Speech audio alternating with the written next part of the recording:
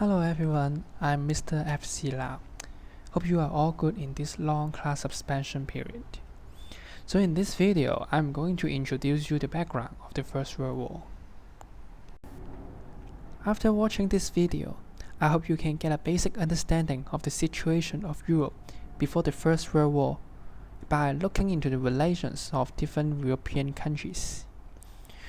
You should have your textbook and stationery ready before watching this video.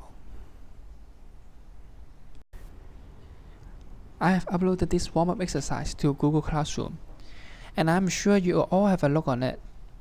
This is the map in Europe in 19,000. If you compare it with the modern European map, you will see they are in fact quite similar. We still have Britain, France, Germany nowadays, but there are also some differences that you need to pay attention to. For example, the Austria-Hungary are now two separate countries, which are Austria and Hungary.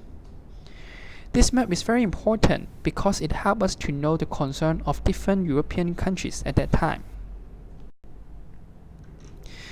Before we go into details, I would like you to remember the names of these 6 European countries: Germany, Austria-Hungary, Italy, Britain, France, Russia, which are known as the European powers at that moment. So you should remember and spell all of these 6 countries' names correctly. Take out your textbook, turn to page 4 to 5, and do another warm-up exercise together.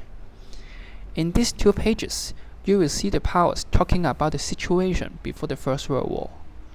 So please first study what France and Germany said, and then try to think of the following questions.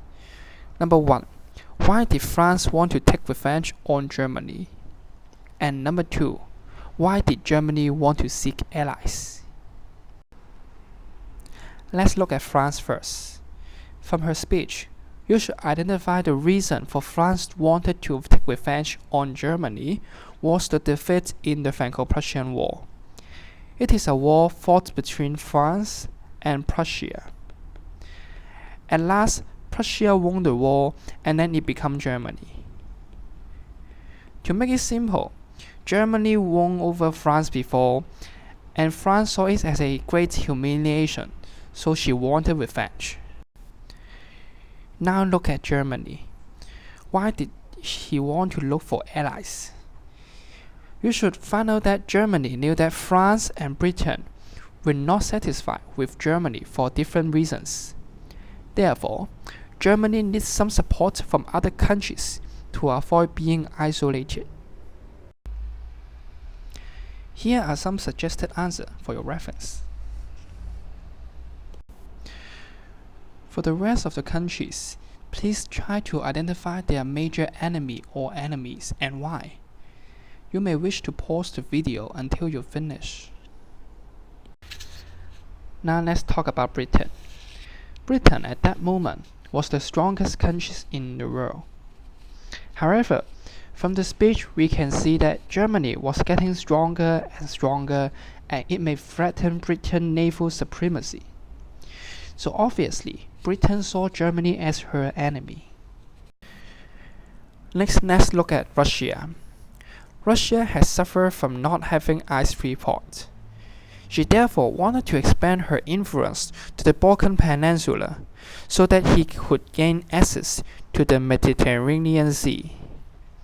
From this, we can hardly tell which country the enemy of Russia was.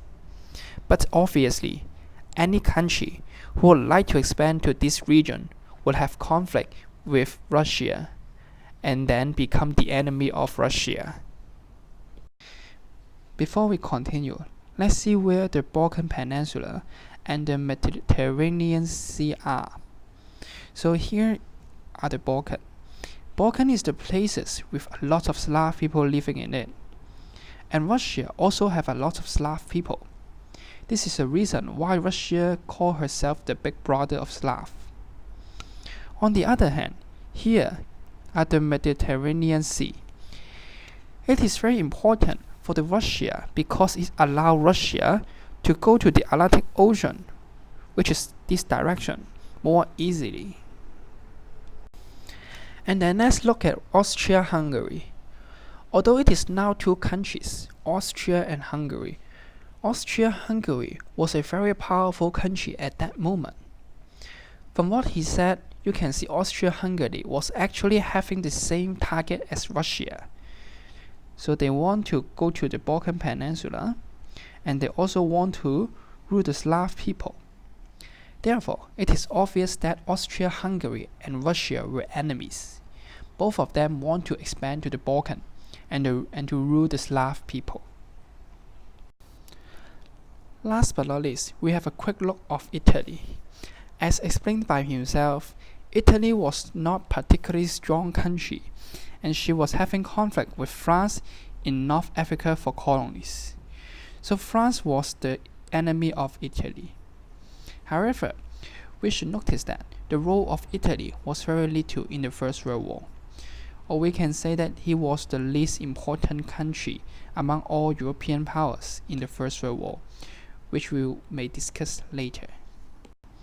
To conclude, we have explored the relation of different countries in this video. I hope you can identify the enemy of each country and finish the table in page 5. All of this relation and the reasons behind were very important factors leading to the First World War, which we shall discuss later.